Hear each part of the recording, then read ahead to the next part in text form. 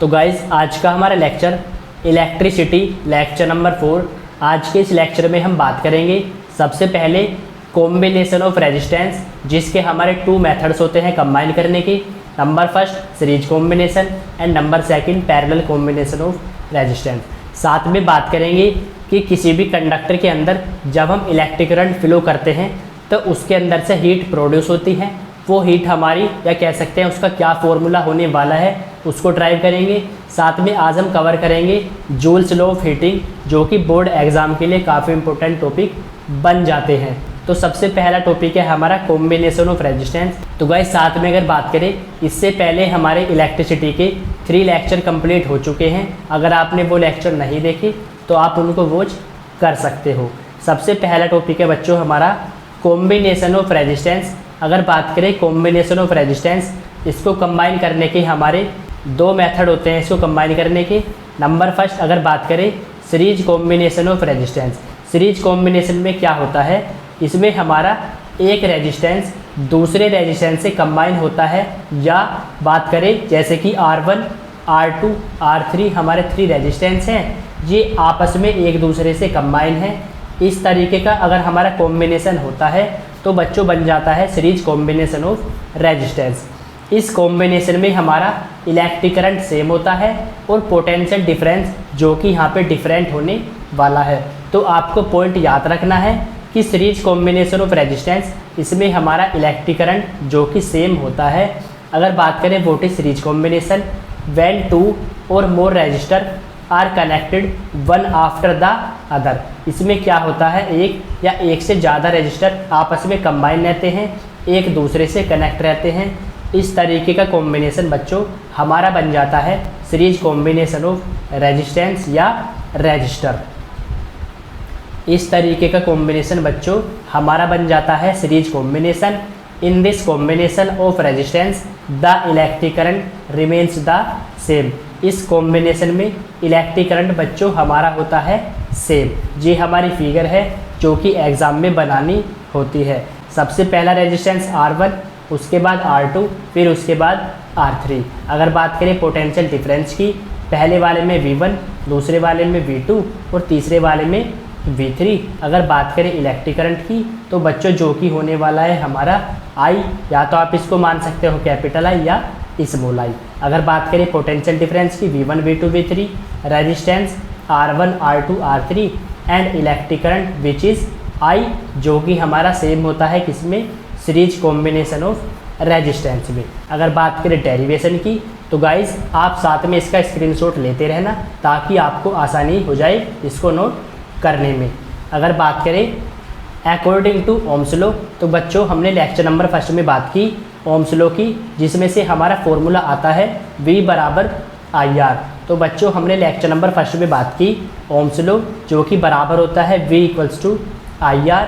अगर बात करें V1 की तो बच्चों V1 बराबर IR1, क्योंकि इलेक्ट्रिक करंट हमारा सेम है जो कि I होने वाला है।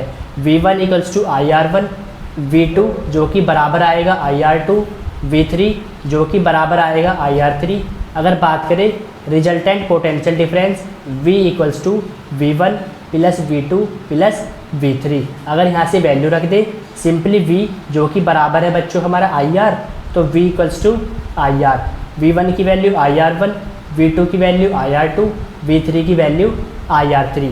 यहाँ से हमारा I कॉमन आता है, I और ब्रैकेट में R1 plus R2 plus R3। I से हमारा I कैंसिल, सिंपली बचता है R इक्वल्स टू, या series combination of resistance RS बराबर R1 plus R2 plus R3, क्योंकि यहाँ से हमारा I से I कैंसिल, सिंपली RS जो कि है series combination of resistance R1 plus R2 plus R3।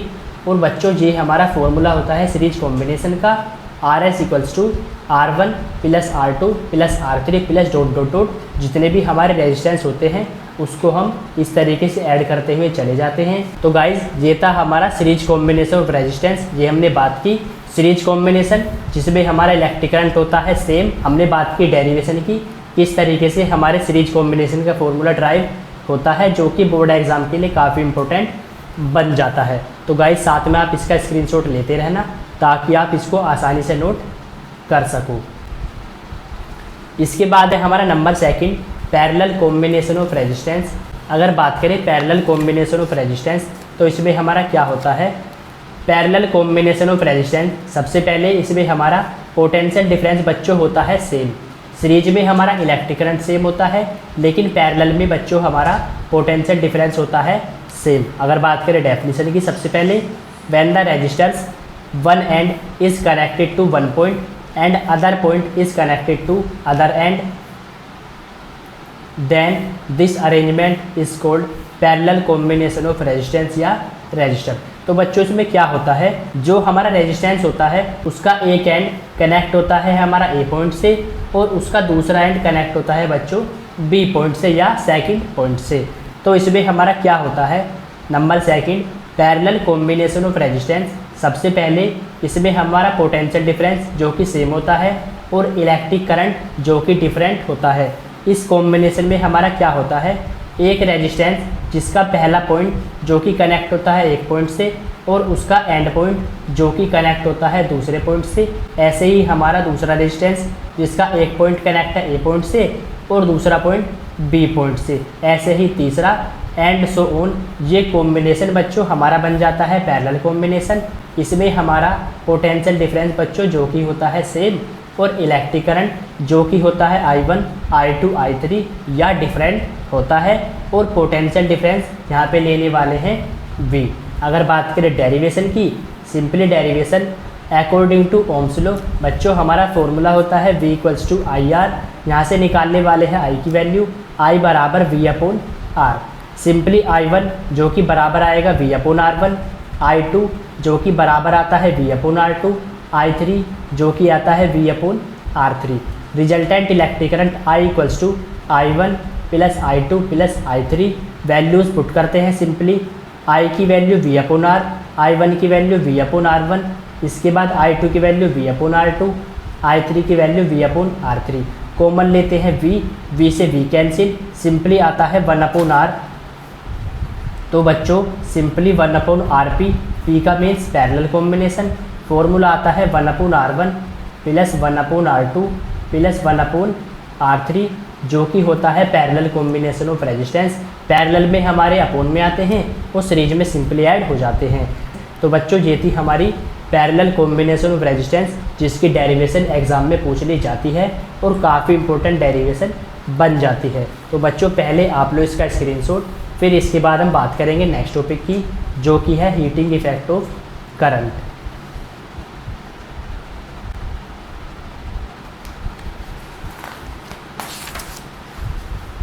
तो गाइस इसके बाद है हमारा heating effect of electric current. अगर बात करें heating effect of electric current हमारा क्या होता है, तो बच्चों कोई भी हमारा कंडक्टर होता है, अगर किसी कंडक्टर में हम इलेक्ट्रिक करंट फ्लो कराते हैं तो उसके अंदर से हीट प्रोड्यूस होती है। ये इफेक्ट हमारा बन जाता है heating effect of electric current. अगर बात करें what is heating effect of electric current, जब भी हम किसी कंडक्टर, कोई भी हमारा कंडक्टर है AB, इसके अंदर अगर हम इलेक्ट्रिक करंट फ्लो कराते हैं तो इसके अंदर क्या होता है, इसके अंदर हीट प्रोड्यूस होती है जो इफेक्ट हमारा बन जाता है heating effect of electric current. साथ में आपको कुछ पॉइंट्स याद रखने हैं। इलेक्ट्रिक करंट की जो डायरेक्शन होती है वो होती है पॉजिटिव टर्मिनल से नेगेटिव टर्मिनल की तरफ, लेकिन डायरेक्शन ऑफ इलेक्ट्रॉन जो कि होती है negative to positive. Electric current की डायरेक्शन पॉजिटिव से नेगेटिव की तरफ होती है, लेकिन डायरेक्शन ऑफ इलेक्ट्रॉन्स जो कि होती है नेगेटिव टू पॉजिटिव। जब भी किसी कंडक्टर में इलेक्ट्रिक करंट फ्लो कराते हैं तो उसके अंदर से हीट प्रोड्यूस होती है। This effect is called heating effect of electric current. What is heating effect of electric current? When the electric current flows through a conductor the heat is produced, then this effect is called heating effect of electric current. Then this effect is called heating effect of electric current. ये effect बच्चों बन जाता है heating effect of electric current. अगर बात करें amount of heat produced in a conductor, जो कि डेरिवेशन होने वाली है। सबसे पहले तो बच्चों पोटेंशियल डिफरेंस जिसको डिनोट करते हैं V से, और जो कि बराबर होता है वर्क डन अपॉन चार्ज या W अपॉन Q। यहाँ से W की वैल्यू निकालेंगे जो कि आएगा V इंटू Q। साथ में हमने लेक्चर नंबर फर्स्ट सेकंड में बात की, Q बराबर फॉर्मूला होता है IT, सिंपली Q जिसकी जगह रखने वाले हैं IT, और W बराबर V इंटू Q की जगह IT, और W बराबर आ जाएगा VIT। लेकिन ये जो हमारा वर्क डन आता है बच्चों, ये बराबर होता है, इक्वल होता है हीट जितनी भी प्रोड्यूस होती है किसी भी कंडक्टर के अंदर, और जिसको डिनोट करते हैं कैपिटल H से। सिंपली W जो कि बराबर हो जाएगा H के, जो कि है हीट, H बराबर या W बराबर VIT। तो बच्चों W जो कि बराबर है H के, H बराबर VIT, और हीट जिसकी यूनिट बच्चों होती है joule. According to Ohm's law या यूजिंग ओम्स लॉ हमें पता है V बराबर IR। तो बच्चों V जिसकी जगह रखेंगे IR, सिंपली H बराबर यहाँ से आ जाएगा I स्क्वायर RT, क्योंकि V जिसकी जगह रखने वाले हैं IR, जब हम यहाँ V की जगह IR रखते हैं तो सिंपली H बराबर बच्चों हमारा आता है I स्क्वायर RT, जो कि इसका फॉर्मूला होता है हीट का। किसी भी कंडक्टर के अंदर कितनी हीट प्रोड्यूस होती है बच्चों, H बराबर जो कि आता है I स्क्वायर RT, I जो कि होता है electric current, R resistance, and T which is the time. तो सिंपली H बराबर I स्क्वायर RT, और H जो कि होता है हीट जिसकी यूनिट बच्चों होती है जूल। साथ में ये हमारा फॉर्मूला होता है जूल्स लॉ ऑफ हीटिंग, जो कि हमारा नेक्स्ट टॉपिक होने वाला है। तो गाइस पहले आप लो स्क्रीनशॉट, फिर इसके बाद हम बात करने वाले हैं जूल्स लॉ ऑफ हीटिंग की, जो कि काफ़ी इम्पोर्टेंट टॉपिक बन जाता है। तो गाइस इसके बाद है हमारा जूल्स लॉ ऑफ हीटिंग। अगर बात करें जूल्स लॉ ऑफ हीटिंग की, तो हमने इससे पहले टॉपिक में आपको बताया कि जब भी हम किसी कंडक्टर के अंदर इलेक्ट्रिक करंट फ्लो करते हैं, उसके अंदर से हीट प्रोड्यूस होती है। लेकिन एक साइंटिस्ट थे हमारे जूल्स, उन्होंने बताया amount of heat produce in a conductor is. सबसे पहले उन्होंने बताया जो हीट होती है वो डायरेक्टली प्रोपोर्शनल होती है square of the electric current. जो इलेक्ट्रिक करंट फ्लो करता है उसके स्क्वायर के प्रोपोर्शनल होती है जो भी वहाँ पर हीट प्रोड्यूस होती है। तो बच्चों सबसे पहला H directly proportional to the square of the electric current, इसको बनाते हैं इक्वेशन नंबर फर्स्ट। इसके बाद सेकंड, जो हीट प्रोड्यूस होती है कंडक्टर के अंदर वो प्रोपोर्शनल होती है रेजिस्टेंस ऑफ द कंडक्टर, जिसको हम लिख सकते हैं H directly proportional to the R। Equation number second हमने इसको बनाना है। इसके बाद नंबर थर्ड, जो हीट प्रोड्यूस होती है किसी भी कंडक्टर के वो प्रोपोर्शनल होती है टाइम के, जो कि बन जाती है इक्वेशन नंबर थर्ड। इसके बाद तीनों इक्वेशन को बच्चों हम करते हैं combine, simply H directly proportional I square RT, तीनों को कंबाइन करते हैं H proportional I square RT। इस साइन को हटाते हैं, हटाने के लिए बच्चों हम यहाँ से लेते हैं कांस्टेंट। जब भी हम कोई भी प्रोपोर्शनल का साइन हटाते हैं, इस साइन को हटाने के लिए हम लेते हैं कांस्टेंट। यहाँ पे लेने वाले हैं K, और प्रैक्टिकली K की वैल्यू बच्चों होती है 1। तो H बराबर KI स्क्वायर RT, K की वैल्यू 1 रखेंगे, और सिंपली H बराबर I स्क्वायर RT, जो कि फॉर्मूला होता है जूल्स लॉ ऑफ हीटिंग का। इससे पहले टॉपिक में हमने आपको बताया H बराबर I स्क्वायर RT। I चाहो तो आप स्मॉल I रख सकते हो या कैपिटल भी रख सकते हो। सिंपली H बराबर I स्क्वायर RT, जो कि होता है जूल्स लॉ ऑफ हीटिंग। और ये था बच्चों हमारा काफ़ी इंपॉर्टेंट टॉपिक बोर्ड एग्जाम के पॉइंट ऑफ व्यू से। तो बच्चों आज का लेक्चर केवल हमारा यहीं तक होने वाला है। इसके बाद में नेक्स्ट लेक्चर में बात करेंगे नेक्स्ट टॉपिक्स की। तब तक के लिए bye and thanks for watching Vivek Pathshala. Please like share and subscribe.